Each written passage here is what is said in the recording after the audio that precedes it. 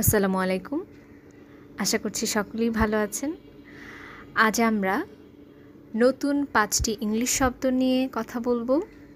এর সাথে শব্দগুলির বাংলা অর্থ, ইংলিশ উচ্চারণ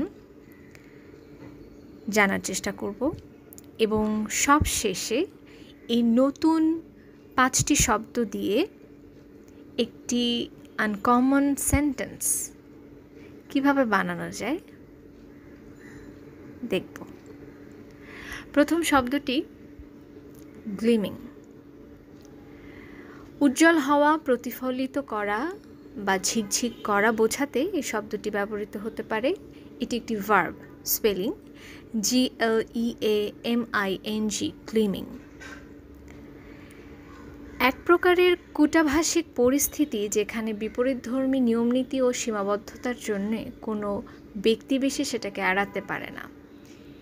এই পরিস্থিতিকে বা সিচুয়েশনকে আমরা ইংলিশে catch-22 বলতে পারি। এটি একটি নাউন, স্পেলিং ক্যাচ আমরা সবাই জানি, আবার 22টাও আমরা সবাই জানি। এই দুটোকে পাশে বসিয়ে দিলে হয়ে যাচ্ছে catch-22। মানহানিকর বা নিন্দামূলক কিছু বোঝাতে আমরা ইংলিশে ব্যবহার করতে পারি লাইবেলাস শব্দটি। এটি একটি অ্যাডজেক্টিভ, স্পেলিং LIBELOUS, লাইবেলাস। সুরেলা বা শ্রুতিমধুর কিছু বোঝাতে আমরা ইংলিশে ব্যবহার করতে পারি ডালসেট এই শব্দটি। এটি একটি অ্যাডজেক্টিভ, স্পেলিং DULCET, ডালসেট। এবং কুদরত বা কৃতিত্ব বা কীর্তি বোঝাতে আমরা ইংলিশে ফিট এই শব্দটি ব্যবহার করতে পারি। এটি একটি নাউন, স্পেলিং FEAT। এই শব্দটি যখন আমি নতুন জানছিলাম তখন আমি এর একটি সিনোনিম দেখি, যেটি হলো এক্সপ্লয়েট। আমরা এক্সপ্লয়েট শব্দটির ভার্ব ফর্মের যে বাংলা অর্থ শোষণ করা বা কাজে লাগানো, এটার সাথেই বেশি পরিচিত।